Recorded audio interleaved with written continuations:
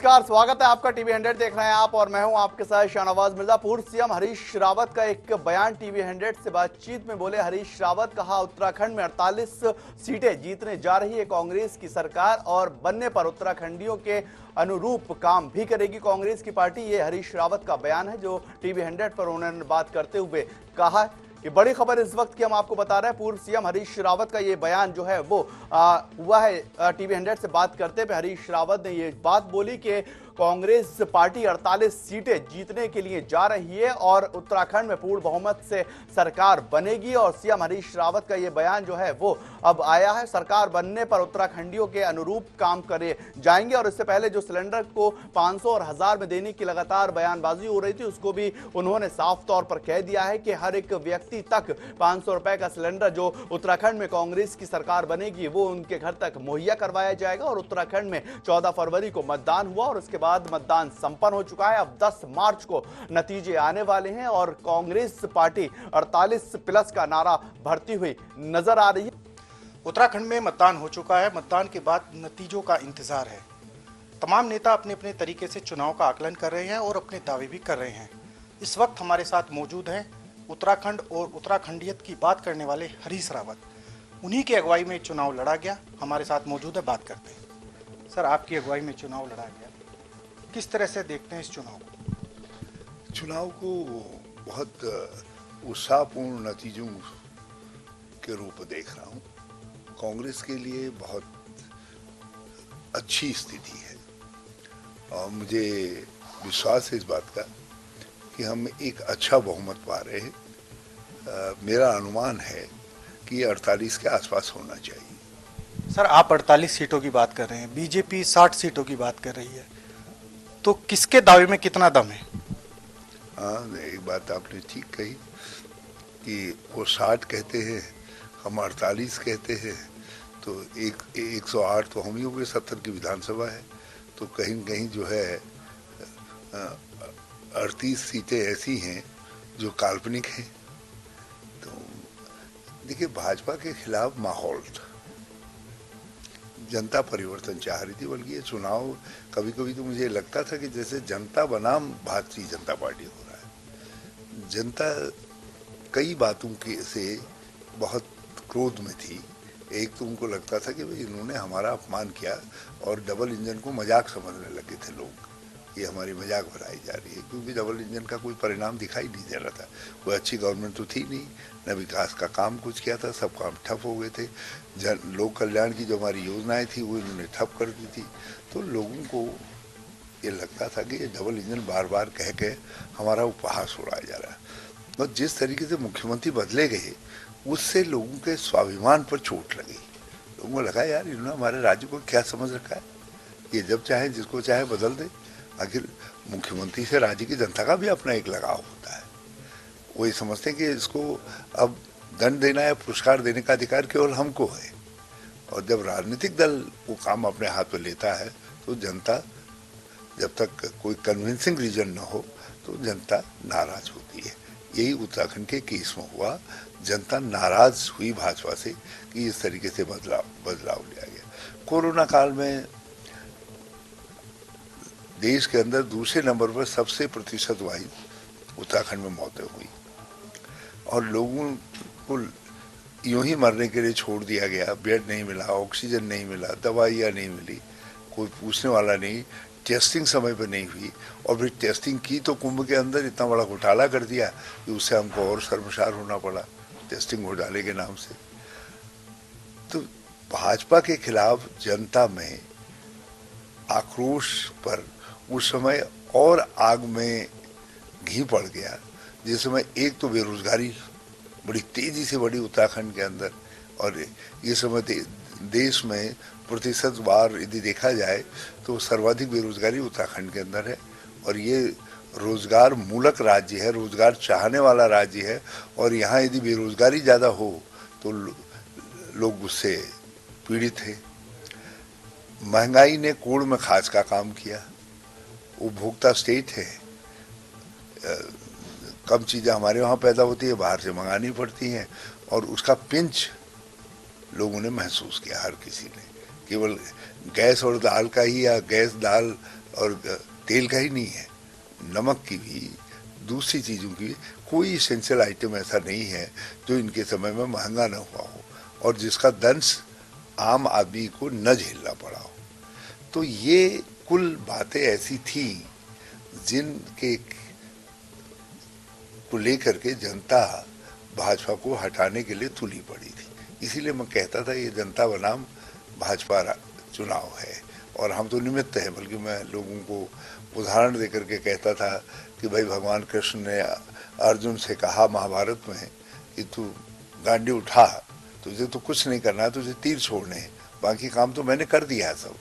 तो जनता भी हमसे ये अपेक्षा कर रही थी हम लड़े, हम खड़े हों, लड़ें और बाकी काम तो वो समझती थी कि हम कर रहे हैं, हमने करना है और यही हुआ। इस समय अनंतगत्वा जनता ही लड़ी और जनता की ही जीत इस चुनाव में होने जा रही है। सर 48 सीटों की जीत की बात आप कर रहे हैं, उन्हीं में एक सीट लाल कुआं भी है, आप उस सीट का भी जीत का दावा करें, मगर बीजेपी उस सीट को फंसा हुआ मानते हैं। हरीश रावत क्या मानते हैं? मैं समझता हूँ जीत गए हम, चाहे थोड़े से बहुमत से जीत गए हैं और यदि भाजपा जीते हुए को फंसा हुआ मानती है तो थोड़ा सा और बढ़ा लेते हैं। एक सवाल ये भी है सर कि जिस तरह से आपके यहाँ बिल्कुल चुनाव से पहले खामोशी है, हर नेता शांत है और बीजेपी में लगातार आप देख रहे हैं कि भीतरघात की खबरें आ रही हैं, तो कहीं ऐसा तो नहीं कि कोई तूफान आने वाला है और तूफान से आने वाली ये से पहले की ये शांति है? क्या मानते हैं आप? भाजपा के अंदर बेचैनी है और ये बेचैनी निरंतर बढ़ेगी भाजपा के अंदर। इन्होंने 2016 में एक अपराध किया, लोकतांत्रिक अपराध था, वो बहुत बड़ा अपराध था। उसका परिणाम भाजपा ने 5 साल भुगता है और आगे के 5 साल भी भुगतेगी भाजपा। दूसरे सर कि जिस तरह से लगातार मुख्यमंत्री को लेकर अलग अलग नेताओं के बयान आ रहे हैं, कांग्रेस में हर नेता का अलग बयान है, हरीश रावत अपने आप को कहाँ देखता है? मैं कहीं नहीं, मैं तो जो सब नेताओं की मर्जी उस मर्जी में हम भी खड़े हैं और फिर इसमें तो कुछ है ही नहीं चीफ मिनिस्टर को लेकर के। कांग्रेस प्रेसिडेंट ने तय करना है, हमको तो केवल बहुमत लाना है, बहुमत लाने के बाद कौन मुख्यमंत्री होगा ये सोनिया जी तय कर देंगे।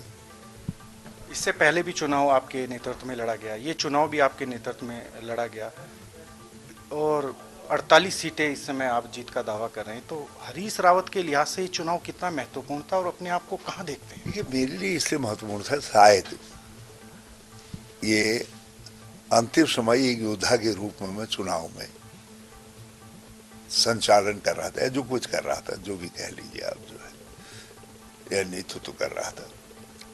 तो इसमें जीत का अर्थ है कि योद्धा के रूप में लोगों ने, उत्तराखंड के लोगों ने हमारा मान बढ़ा दिया। हमें उससे ज़्यादा किसी की अपेक्षा ही नहीं है। बाकी मुख्यमंत्री या दूसरे पद तो आते जाते हैं, मैं तो एक बार मुख्यमंत्री हो लिया और अच्छी बात यह है कि लोग उसके बाद जो दूसरा चुनाव हो रहा है, उस चुनाव में जो है जिसको उन्होंने 2017 में रिजेक्ट कर दिया उसकी तरफ देख रहे हैं, तो ये मेरे लिए बड़ी बात है। मेरे लिए इससे बड़ा और कोई पुरस्कार नहीं हो सकता है। लोकतंत्र में जनता की स्वीकार्यता का पुरस्कार सबसे बड़ा पुरस्कार है। लगातार जो है आप उत्तराखंडियत की बात कर रहे हैं, आपकी ये लड़ाई जो है कहाँ तक अभी तक पहुँची है? ये लड़ाई तो एक निरंतर एक ऐसी प्रोसेस है जिसमें आप किस तरीके का मॉडल चाहते हैं विकास का। हर राज्य का अपने तरीके का मॉडल है।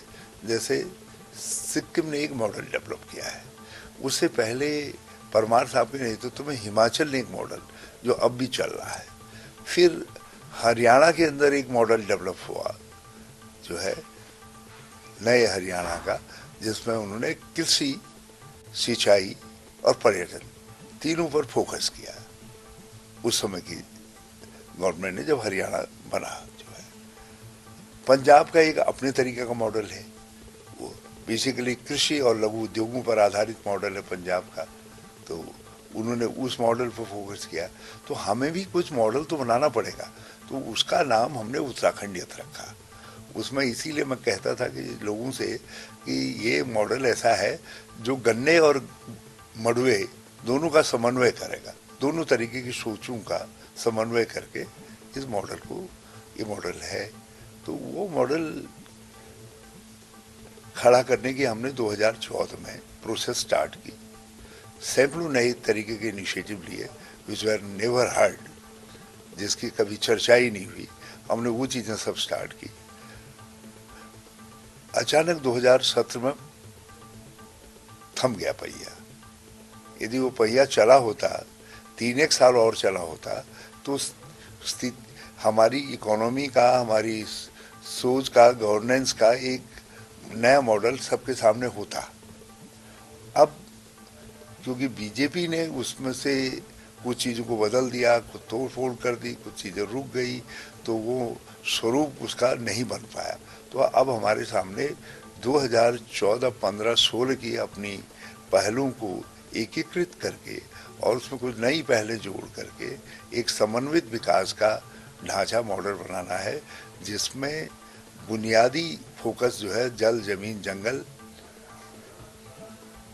और उससे मिलने वाली शक्ति पर हो, जो मानव शक्ति है उस पर हो, और हम उसको कैसे एक बेहतर मानव शक्ति के रूप में परिणित करके तकनीक का उपयोग करके अपने लोगों के जीवन में खुशहाली ला सकते हैं और एक समृद्ध मगर सुसंस्कृत उत्तराखंड को खड़ा कर सकते। ये काम है हमारा। दूसरे सर, आपने महंगाई जैसे कहा, बेरोजगारी, इन सबको आधार बनाकर चुनाव लड़ा।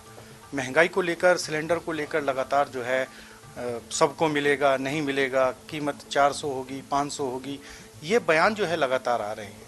कैसे कंफ्यूजन दूर होगा? इसमें कोई कंफ्यूजन है ही नहीं। हमने इसको एक सार्वभौम स्कीम के रूप में माना है। उसमें ज्यादा से ज्यादा, यदि देश के अंदर कोई दूसरा उदाहरण ऐसा नहीं मिला जिसमें इनकम टैक्स पेई को भी छूटें दी गई हों, यदि कोई उदाहरण होगा तो हम उस उदाहरण को अपनाएंगे। यदि मान लिया कोई उदाहरण नहीं हुआ तो ज़्यादा से ज़्यादा इनकम टैक्स पेईज जो है को वो लाभ नहीं मिल पाएगा।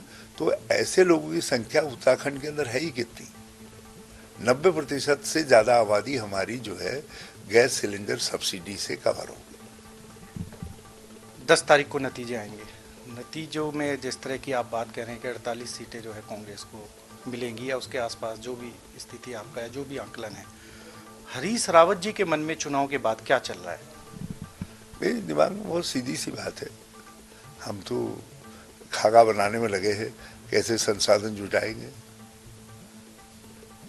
कौन कौन से वादे ऐसे हैं उनको कैसे प्राथमिकता दे करके लाया जाए और तत्काल इम्प्लीमेंटेशन प्रारंभ किया जाए ताकि जन विश्वास बना रहे। तीसरी बात यह है कि आपको राज्य का एक पूरा ऐसा ढांचा भी बनाना है जिसमें उत्तराखंडियत आदि का समावेश किया जा सके। आप पहले दिन ही से अपने एजेंडे को राइट ट्रैक में डालेंगे तो आगे बढ़ेंगे। फिर हमको रोजगार का है, प्रमुख सवाल रोजगार सृजन का है राज्य के अंदर, और जो हमारे कर्मचारी दूसरे लोग हैं जिनमें उपनल कर्मी भी हैं और लोग भी हैं, सबकी अपनी अपनी डिमांड से उनका विश्वास अर्जित करके उनकी समस्याओं का समाधान। कुछ चीज़ें हैं जो किसी भी व्यक्ति को बेचैन करने के लिए, जिनको जो कल अपने को गवर्नमेंट में आता देखेंगे तो उनको इस पर चिंतन वो कर रहे होंगे और करना चाहिए। सर, रामनगर से आप चुनाव लड़ना चाहते थे, नहीं लड़ पाए, मन में हरीश रावत के मलाल रहेगा? देखिए, मैं लड़ना चाहता था, आगे भी कभी अवसर मिला तो रामनगर की सेवा करेंगे, लेकिन आफ्टर ऑल हैं तो हम सब पार्टी के सिपाही। पार्टी का जो आदेश है वो सिरोधारी है। 10 तारीख को नतीजे आएंगे, जनता ने मतदान कर दिया, अपना काम कर दिया, उत्तराखंड की जनता से कुछ कहना चाहेंगे? मैं लोगों से, आप हम पर विश्वास कर रहे हैं, जैसा हम मान करके चल रहे हैं, तो हम आपके विश्वास को पूरा करेंगे और प्राण प्रण से जो वादे हमने किए हैं हम वो वादों को भी पूरा करेंगे। उत्तराखंड को भी नए सिरे से रिमॉडल करेंगे और जिन एक आधुनिक तकनीक का उपयोग करके अपने लोगों के जीवन में हम बेहतरी लाने का काम करेंगे। ये थे हरीश रावत हमारे साथ। उनका आकलन है कि कांग्रेस 48 सीटें जीतने जा रही है और यदि सरकार हमारी आती है तो हम उत्तराखंडियत के अनुरूप काम करेंगे और उत्तराखंड का सम्मान रखेंगे और पहले दिन से जो वायदे किए हैं उनको पूरा कर उत्तराखंडियत जैसा राज्य बनाएंगे।